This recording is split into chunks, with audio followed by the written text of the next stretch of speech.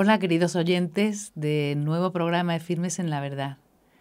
Tenemos hoy con nosotros al invitado de hoy y es un polaco, se llama Dominik Kustra y él reside en España actualmente y es delegado de ayuda a la Iglesia necesitada, que ya hemos tenido en un programa y algo sabréis de ello. De todas maneras, ligeramente pasaremos por ese tema. Y él es el delegado de AIN, de la ayuda a la Iglesia necesitada, en Levante. Pero tiene contacto con las persecuciones de los cristianos, con estos en concreto, porque ha estado visitándoles en Navidad. Gracias a la delegación de Santander está aquí y ha podido venir al estudio porque ha tenido una conferencia con bastante éxito, porque la verdad que la gente sale impresionada. Nos acerca a ellos, es una realidad en el siglo XXI que clama nuestra ayuda, clama nuestra oración, clama nuestra cercanía y la fortaleza en nuestra fe. Dominik, ¿cómo estás? Muy bien, muchas gracias por invitarme. Qué gusto, al estudio. Qué maravilla. Y bueno, estamos deseosos de que nos cuentes, nos acerques a esta realidad en este siglo XXI tan tremenda de estos cristianos que a lo mejor en Occidente no conocemos con esa cercanía que tú has conocido. Quizás no sabemos qué alcance tiene su sufrimiento y qué alcance tiene la historia que viven tan dramática, ¿no? Cuéntanos, por favor. Sí, es verdad que yo creo que la realidad de los cristianos perseguidos en otras partes del mundo es bastante desconocida aquí, no solamente en España, sino por lo general en Europa. Este tema de la persecución religiosa, de la persecución de los cristianos simplemente por su fe, no se presenta en los medios de comunicación generalistas. Esto es un tema que no interesa, es un tema que no se vende hoy, ¿verdad? A pesar de esto, es un tema apasionante, y cuando más entras al tema de la libertad religiosa, de la persecución de los cristianos, realmente ves una realidad muy distinta, pero digamos que una realidad que la Iglesia hoy vive en muchas partes del mundo. Es una realidad actual, es algo que nos rodea y digo, es desconocida, es una pena. Hay que saber una cosa, que simplemente la fe de los cristianos perseguidos realmente puede aumentar nuestra fe y despertar nuestra fe, acercarnos más a la Iglesia, acercarnos más al Evangelio, acercarnos más al Cristo. Y ellos son un vivo ejemplo de esto. Claro, o sea que este acercamiento que ellos nos hacen es por su sufrimiento también, por la cruz misma de Cristo, ¿no? Puede ser. Sí, claro, es esto, pero también su perseverancia en la fe. Quiero decir, las personas que están amenazadas por creer en Jesucristo, las personas que están asesinadas por creer en Jesucristo, y en estos momentos digamos que tan importantes, tan cruciales en su vida, cuando alguien te pone la pistola a la nuca y te ofrece, no lo sé, pasar al Islam o negarte tu fe, estas personas son firmes, son capaces de dar la vida por defender la fe y por defender a Cristo. Quiero decir que esto es ahora, quizás en el estudio en España, aquí es muy fácil hablar de esto, pero yo a veces me imagino a mí en esta situación. Digo, si alguien me pone a mí la pistola a la nuca, ¿qué respondo yo? Claro, porque en estos momentos, ¿verdad? Sí, porque el Occidente somos mucho más débiles, ¿no? Porque el relativismo quizá te lleva a decir, bueno, digo ahora que sí y después da igual, pero claro, como ellos viven esa autenticidad de vivencia en la fe, es algo que no, sí. que no tenemos, que lo que tú dices que nos aporta, claro. Sí, yo creo que, además que has mencionado que las Navidades pasadas he pasado con los cristianos perseguidos, en este caso fue Irak concretamente, pero ya pude visitar distintos países donde los cristianos están perseguidos o los países donde forman una gran minoría, ¿vale? Voy a mencionar un país que a mí me llamó muchísima atención. Pues pude visitar Tayikistán, un país asiático, antigua República Soviética, que en un país donde hay unos 5 millones de habitantes hay solamente unos 100 católicos nativos. Quiero decir que en una semana eres capaz de conocer toda la comunidad católica en todo el país. Hay 2 parroquias, una que hay unas 20 personas y otra el resto, ¿verdad? Unas 80.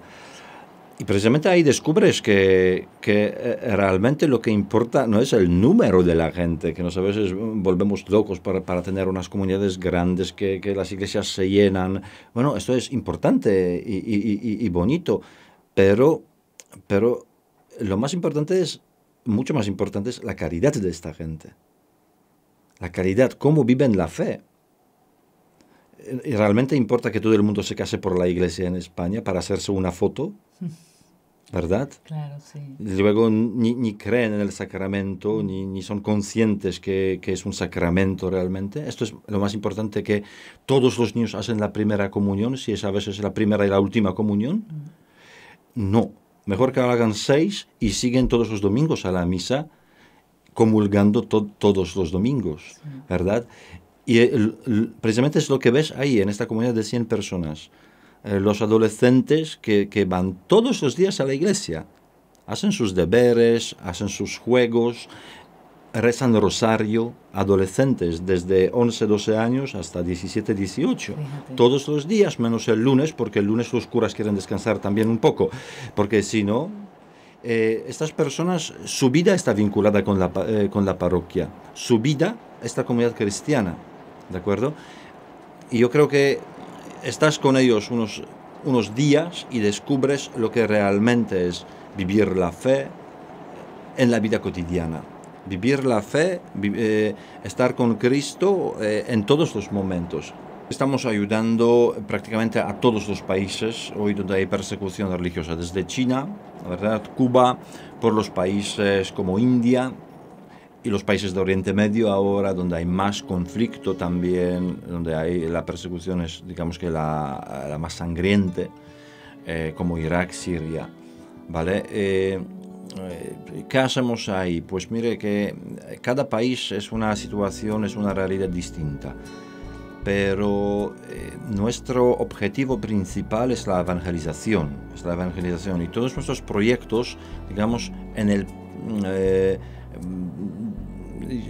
el primer, digamos que la más importantes, sí, no son proyectos sociales, no son proyectos humanitarios, sino proyectos que pueden aumentar o que pueden ayudarles a vivir su fe, ¿de acuerdo?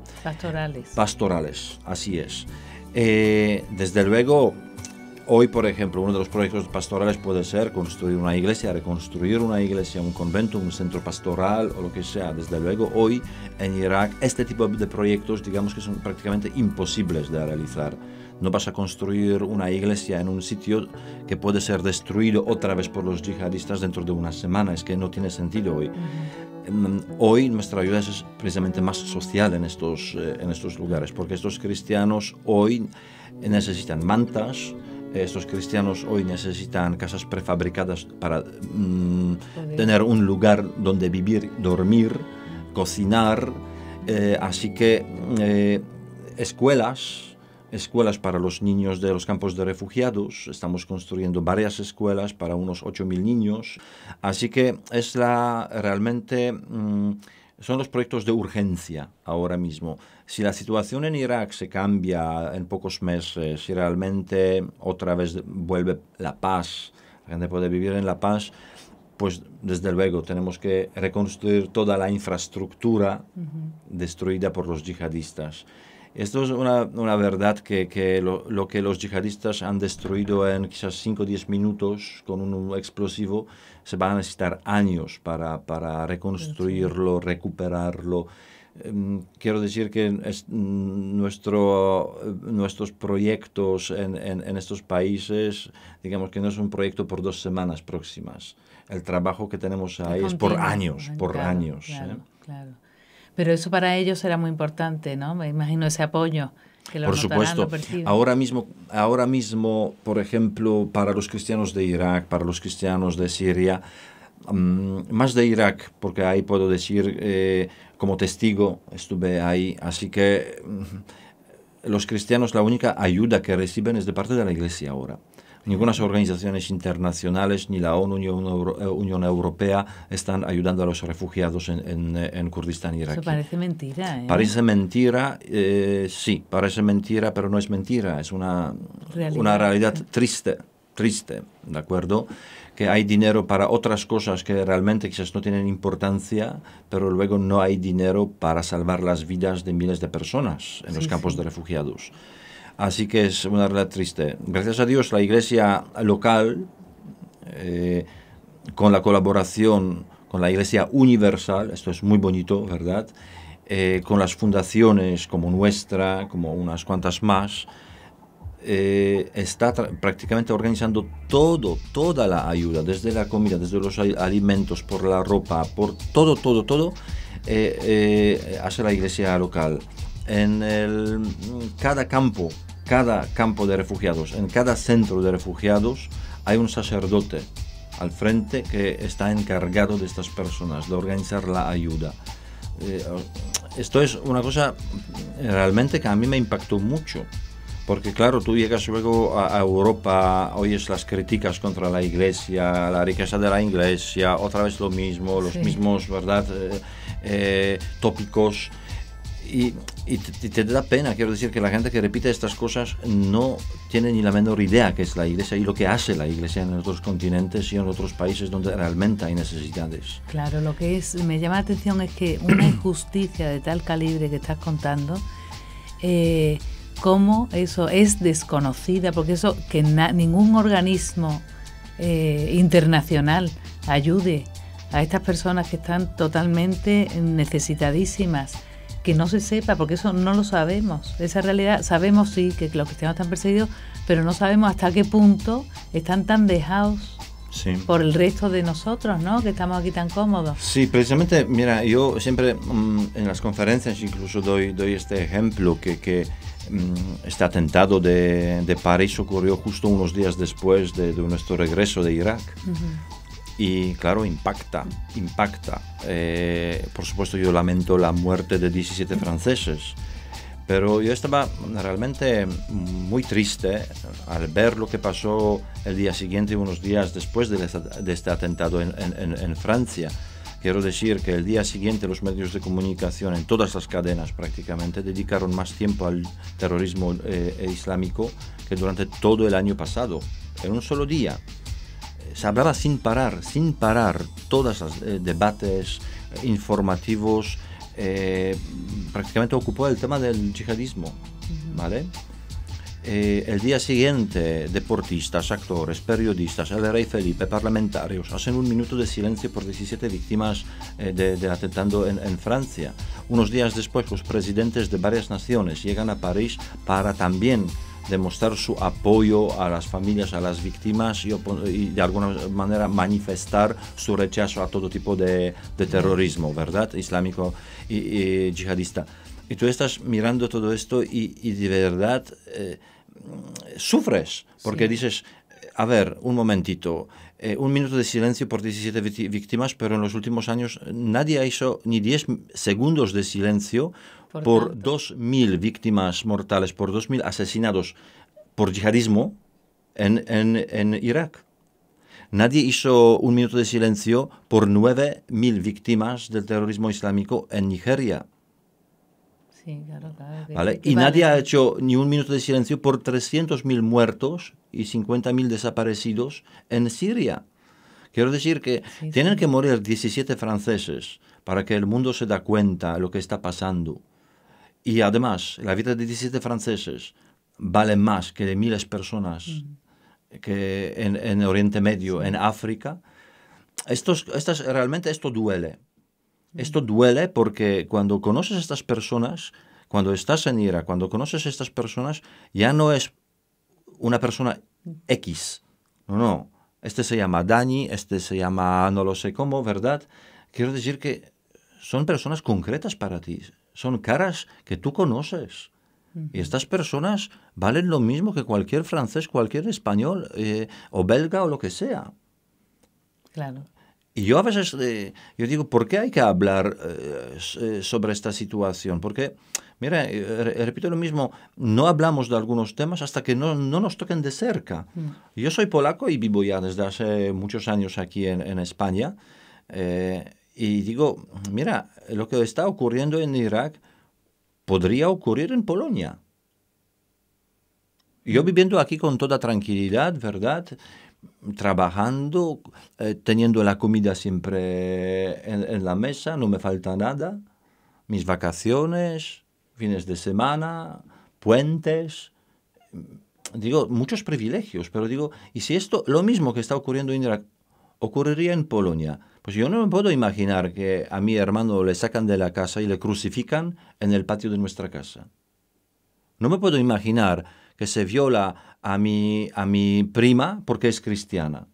No me puedo imaginar que están degollando a 2 sobrinos míos porque son cristianos, niños de 10, 11 años. Y estas cosas sí ocurren en Irak.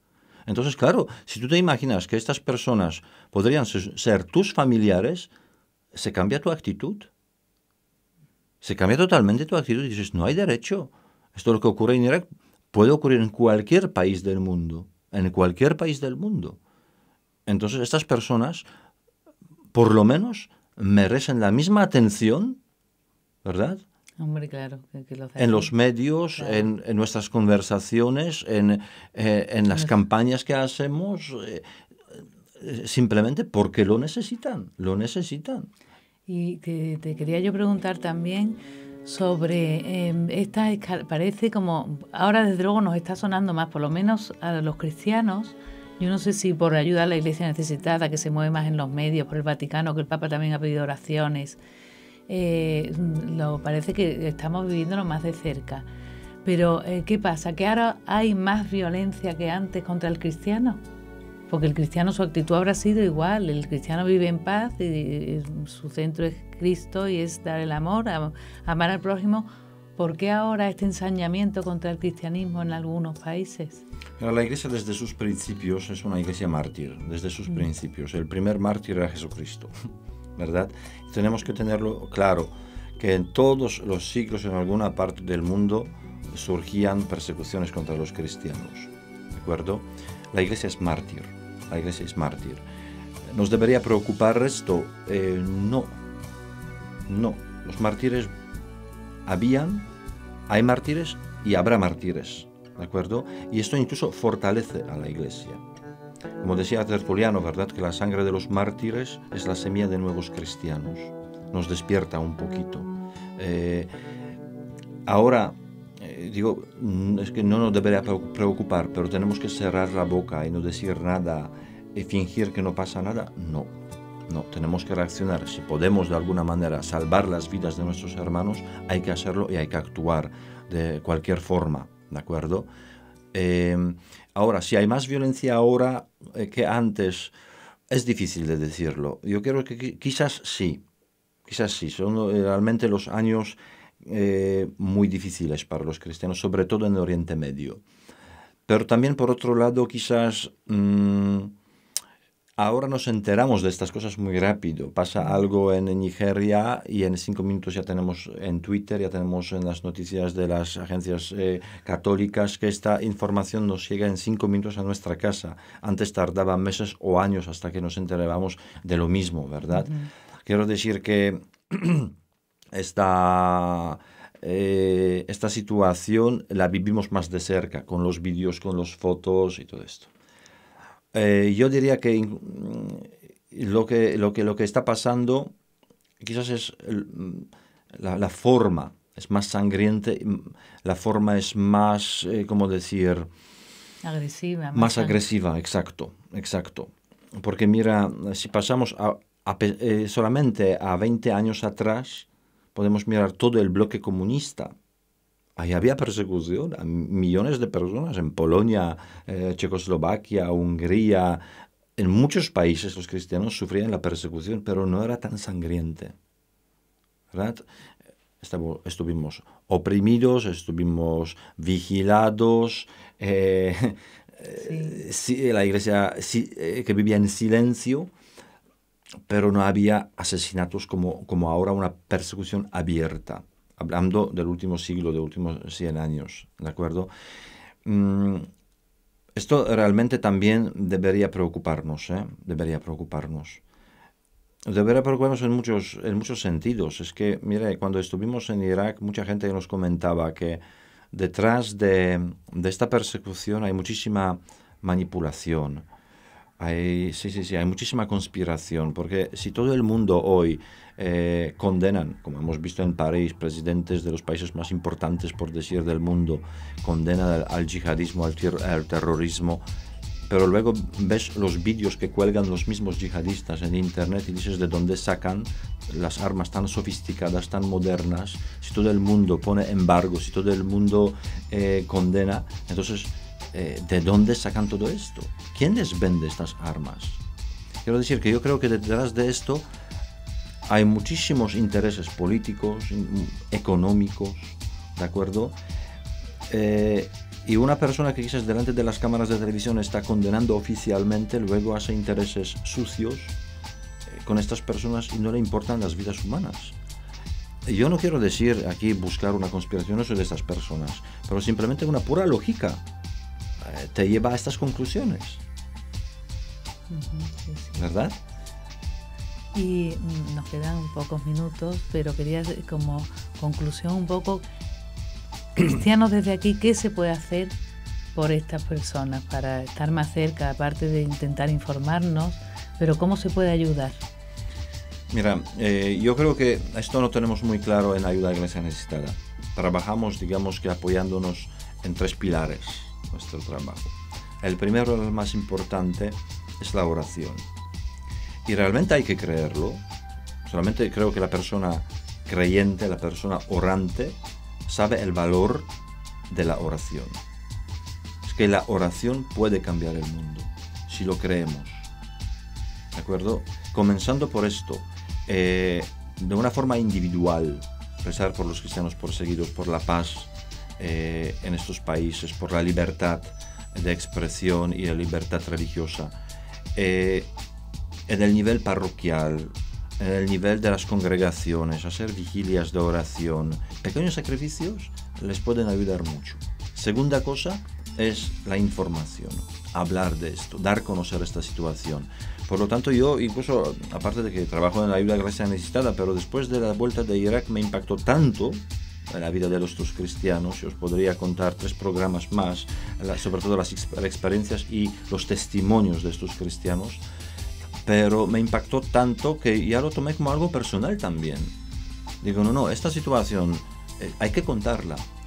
Voy a donde me piden y no me piden. Voy por los colegios, universidades, medios de comunicación, parroquias, haciendo las campañas, dando las conferencias, porque la gente tiene derecho de saberlo. Y también yo creo que lo que nos pidieron los cristianos de Irak, que nuestra situación sea conocida. Claro. Porque nos sentimos como abandonados, como olvidados, que no, la gente tiene que saber por lo que estamos pasando. Creo que simplemente este sacrificio que hacen ellos merece nuestra atención y nuestro compromiso en este sentido, dar a conocer la situación de los cristianos perseguidos. Y la última, no nos podemos olvidar de una cosa, podemos orar mucho, podemos dar a conocer esta situación en todos los medios, pero si no sacamos algún billete de nuestro bolsillo, es que no solucionamos el problema. ¿Vale? Hay que ayudarles también económicamente, porque si le he dicho antes que ahora la Iglesia es la única prácticamente que les cuide, que les ayude, pues estos donativos simplemente llegando ahí pueden darles a comer, pueden darles una vivienda digna, pueden dar la educación a los niños, que son miles y miles de los campos de refugiados que desde hace meses que no estudian. Así que nuestro compromiso también, esta generosidad nuestra, esta caridad, en este sentido, es que material también tenemos que tener en cuenta. Claro, sí, el esfuerzo. Oye, Dominique, qué pena despedirnos de ti porque tienes muchas cosas que contar. En otra ocasión, cuando vuelvas, te tenemos que traer a los estudios para con mucho gusto, los con mucho testimonios. Gusto. Os invito también con las cámaras a Valencia cuando muy queráis. Bien, muy bien. Pues gracias. Gracias Hasta a vosotros. Día. Pues queridos oyentes, no tengo más que decir, tenemos que estos 3 consejos que nos ha dado él, pues intentar llevarlos a cabo y aprender de estos cristianos, hermanos nuestros, que tanto sufren y que tanto amor demuestran con sus vidas y tanta fuerza de fe. Sin nada más, hasta el próximo programa. Gracias.